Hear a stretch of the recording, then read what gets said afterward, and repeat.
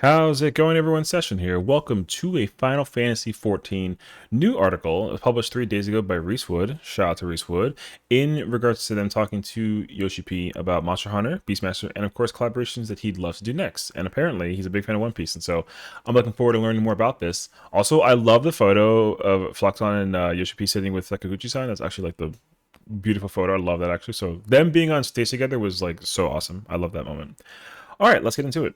For Final Fantasy XIV online players, director and producer Naoki Yoshida likely needs no introduction. His deep love for the Final Fantasy series and often honest demeanor have endeared him in the hearts of fans for more than a decade now.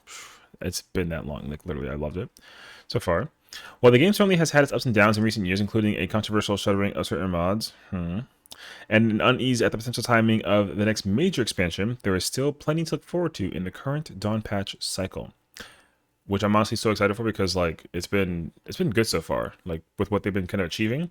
So knowing already what the premise has been for Doncho and even 8.0 since Endwalker is exactly why I think I've been so in love with the expansion, and also just still have like a high hopeful group for what's going to be coming as well into 8.0, because the growth of what they've been working on throughout this expansion has been like just so stellar that I'm really hyped to find out more and more as the time goes on, you know.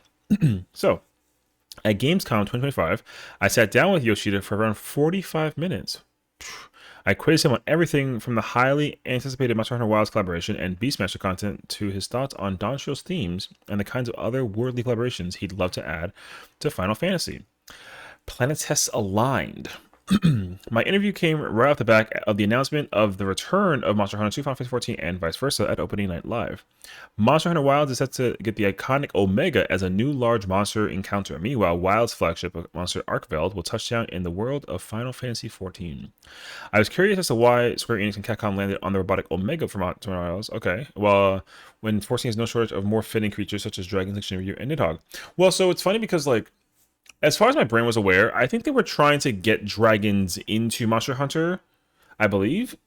So I think they've already been offering like Nidhogg and even like Bahamut, I want to say. I don't know about Shinryu though, into games like Monster Hunter, because like they're like iconic dragons, and like dragons are also like a really high stellar piece of battle concept that exists in Monster Hunter. So I think that the blend would have been perfect. But apparently Monster Hunter people like wanted like unique monsters to kind of explain like the extraterrestrial that goes beyond the scope of Monster Hunter, and I think that's why they landed on Behemoth in World and why they chose Omega for Wilds, because there's not really any monster like Omega in Wilds. So I'm really curious as to see more about that as well, because this honestly, this shot looks so good. So learning more about this would actually be incredible. When we think about what happened after the battle with Omega in Final Fantasy XIV, remember that we have a smaller Omega, which actually has a heart, which is true. It travels around with Alpha the Chocobo, which is so cute. And so, from a player's perspective, they might feel bad for attacking the Omega that we know. Yoshida kept quiet in terms of story, but said that we can expect the adorable Alpha and Omega pair to make an appearance in Wilds alongside our hunters. The Final Fantasy XIV team has also been supervising the story, so we can expect something hopefully of similarly high quality, which is cool. As for the Final Fantasy XIV side of things, Yoshida didn't give much away about our encounter with Arkveld. I asked if it would take the form of a trial, large-scale boss fights in 14, similar to the inclusion of Rathlos in Stormblood's expansion. Which I think is like honestly highly expected, I think, just because like Rathlos fight was really fun and really cool. It was like an 8-player boss battle at the normal difficulty, and then it was a 4-player like potion limitation base fight in the extreme. So I am expecting us to get a normal and an extreme version, and I think that also with the direction that they've been going in terms of like unique encounter design for Dawn Trail, I expect Arkveld to be a very interesting fight that a lot of folks can be excited for. So let's continue reading.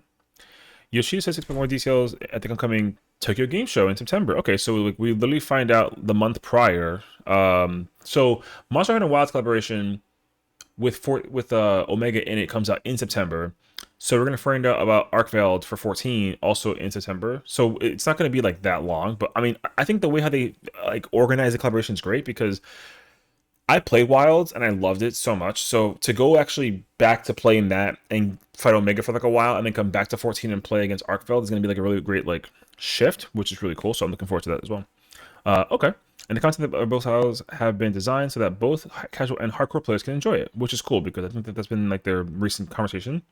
This does line up with how trials go traditionally, with both a normal and extreme difficulty encounters available, so it sounds likely this would be the case for Arkfeld in the very least, but let's wait and see. Yeah, so I kind of am expecting that. Top 100.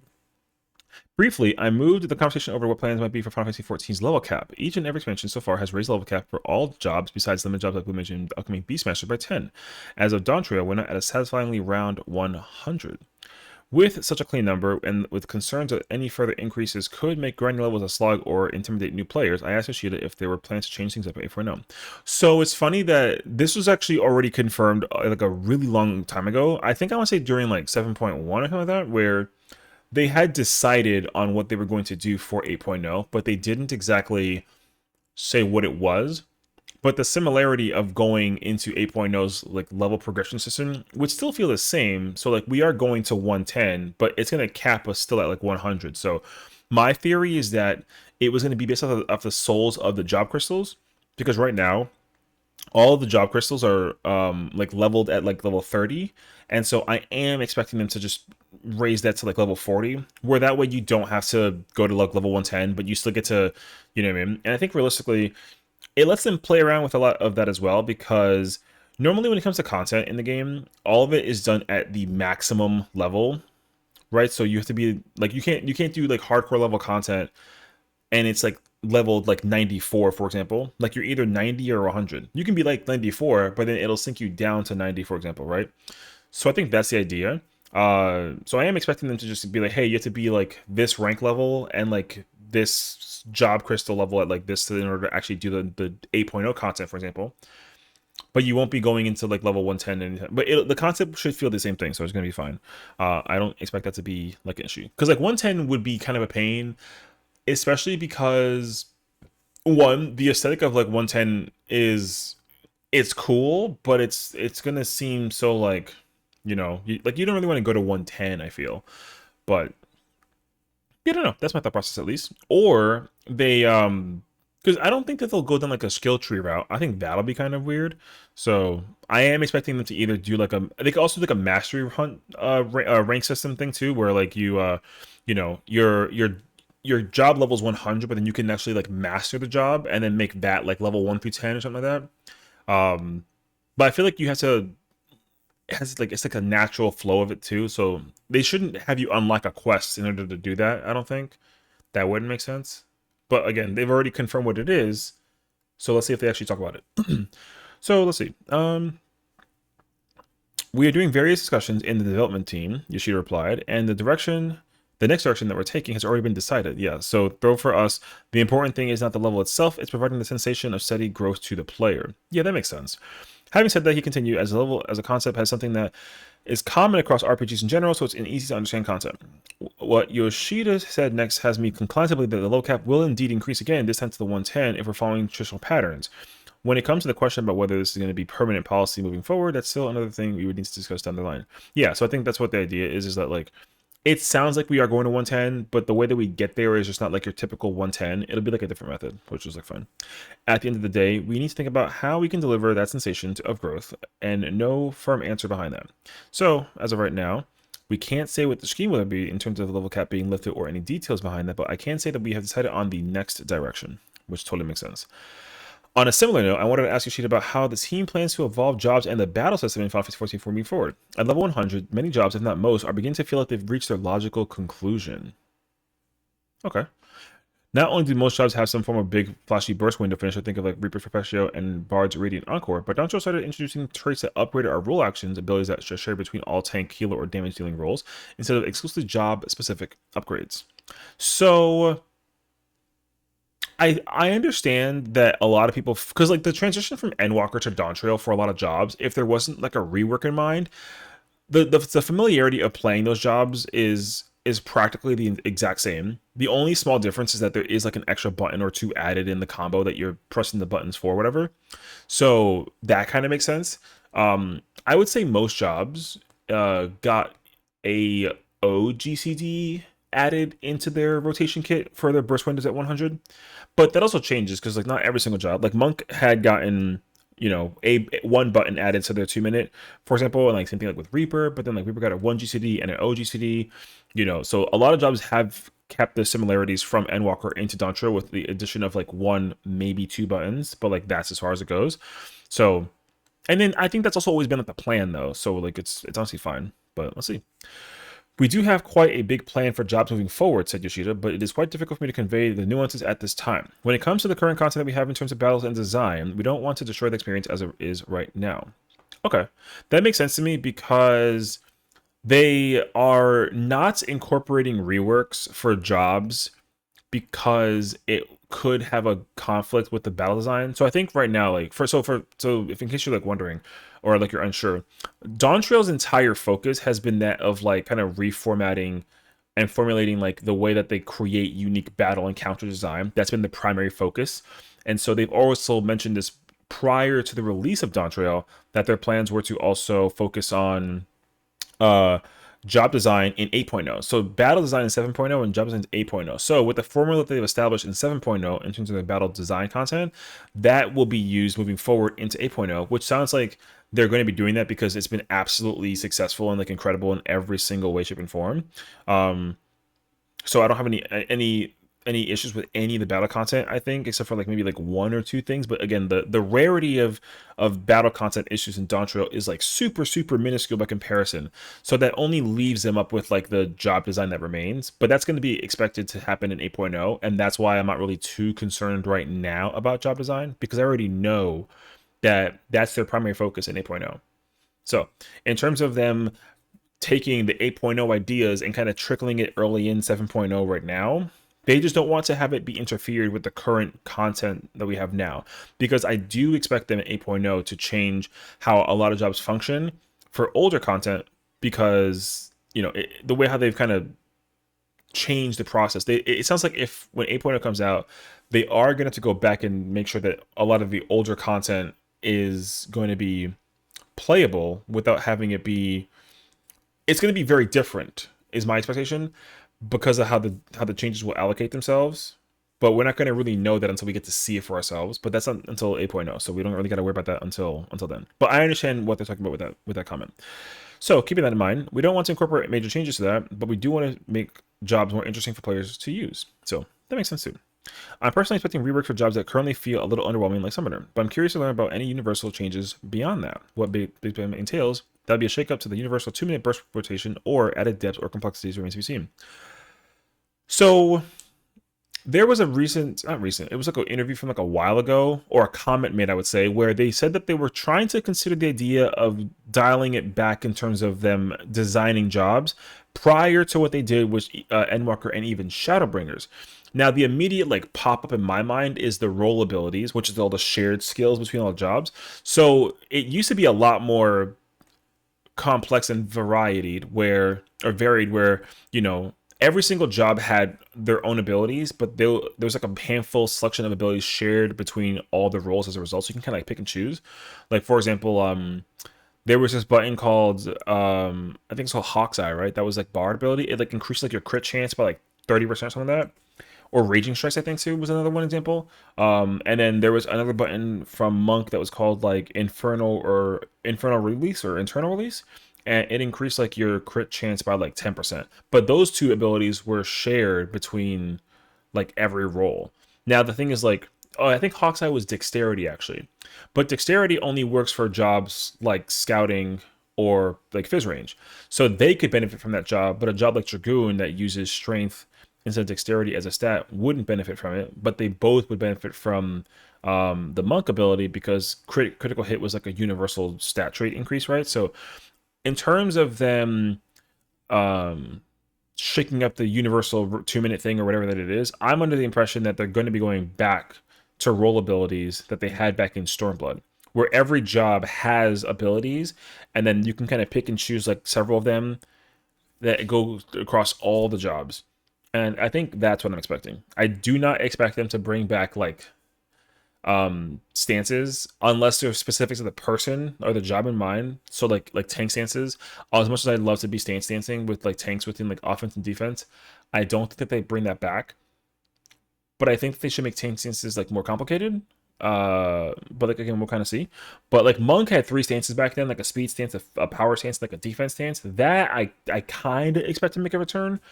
But I think the ability that it has will make more sense in terms of that like complexity thing versus like the So we'll see what happens. I don't know. It's too soon to tell.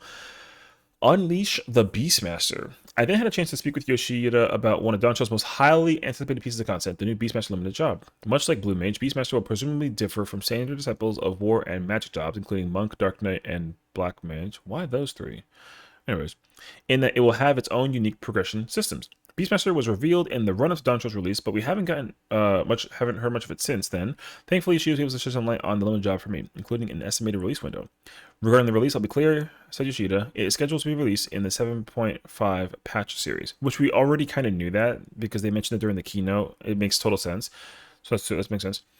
That means that we can likely expect the content to arrive around spring to summer of next year, which is quite a while to wait then. Yeah, I mean, that's fine. 7.5 is still like, more than 8 months away, I would say, if anything, so it's fine.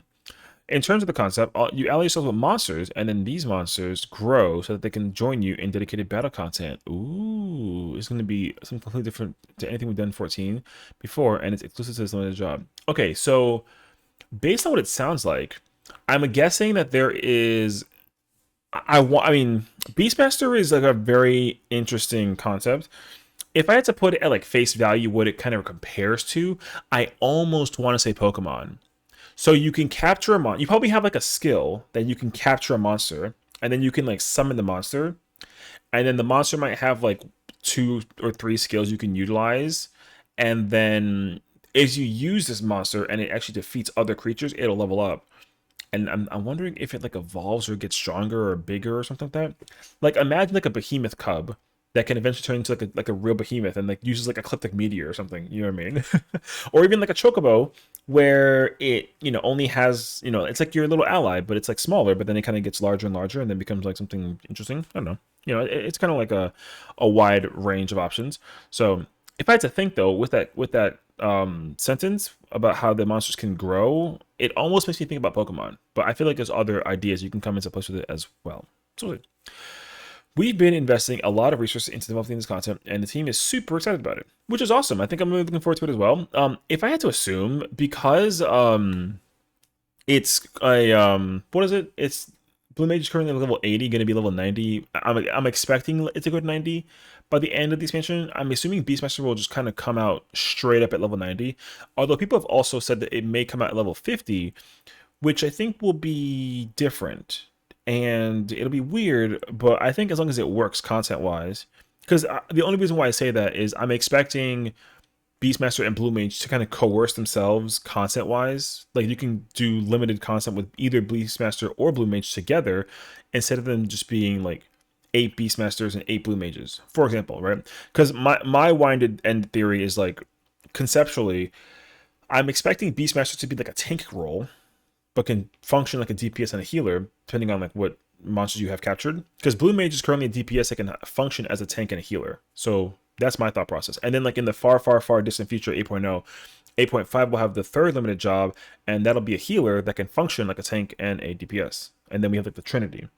But that's only like a, again, we have no idea until we see it for ourselves. So anyways, Beastmaster was revealed in Dungeon's release, but we haven't heard much of it since then. Okay, I lost my place real quick. Okay, gotcha. I asked if the Beastmaster quest line will tie into the Shadowbringers expansion, Save the Queen content. That's a great question because we got Lion. Okay.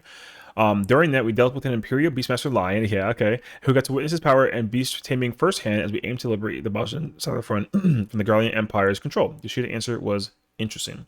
Now, from like a lore perspective, if you don't know, like Lion, we like deal with him in the field of battle, but he kind of like disappears. He's like gone. He's kind of like, hey, like I'm out. We don't know where he went. Like I don't know. But in my mind, if I had to think about it, it would be very fascinating if he's like hiding somewhere in like a city or something, like in Gridania or whatever, and then decides to be like, hey, like, don't tell nobody, but if you want to like, get immersed in the content, like check this thing out. And he gives us a weapon and like the crystal and then become like a Beastmaster. You know what I mean? So if that ends up happening, then we know that Lion is part of our quest line, which would be kind of insane actually. I'm looking forward to that theoretically. But But again, it's too soon to tell. Or it's like a person who was trained by Lion, and then we got to, something with the quest line over there too. So, anyways, from a lore perspective, oh, he looks at that chat. There will be a connection between Save the Queen and Beastmaster. Okay, that said, Save the Queen is not part of the main scenario quest lines, so of course some players haven't experienced it. So with that in mind, there will be a connection, but whether or not our characters from Save the Queen will make an appearance, I'm keeping that under wraps for now. Okay.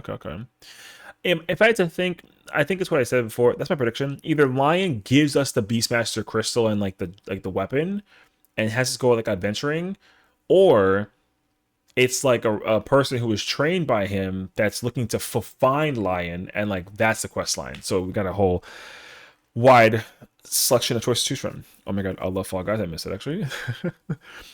Final Fantasy XIV Online is also into collaborations with other brands and franchises. The upcoming crossover with Monster Hunter Wilds will mark the second time Square Enix and Capcom have collaborated, but there have been plenty of others throughout the online game's existence. These include collabs with Dragon Quest, Yokai Watch, and Fall Guys. Just for fun, I quizzed Yoshida on the collaborations he'd love to bring to Final Fantasy XIV, no matter how ridiculous or unrealistic.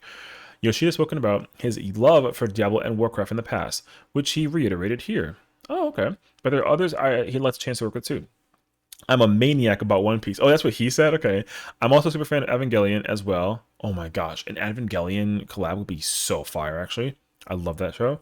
And it goes out saying, but Gundam too. Well, Gundam makes a lot of sense to me because the amount of references spread throughout the entirety of... Actually, Evangelion makes sense now that I think about it. Okay. I'm here, actually. Okay, that'd be kind of cool. But yes, as a fan of Diablo, I spent many thousands of hours playing the game, and I've never gotten sick of it. I love Diablo so much that I would want to make a Diablo game myself. I mean, listen, if you want to borrow him temporarily to like have him make a Diablo game and make it be incredible, I say, just leave us some content and give us a collab. We'll make it happen. And I have a huge respect for all the staff working at Blizzard, not only as a gamer, but as a developer. So I would really love to achieve some sort of collaboration with them. That'd be really cool, actually. Surprisingly, Yoshida then turned the question back at me, wondering what kind of collaboration I like to see in 14. Being a huge Tekken fan, I didn't hesitate to say that I'd love to see a crossover with Bandai Namco's fighting game, perhaps a new trial against Devil Kazuya. Isn't he the same height as us, though?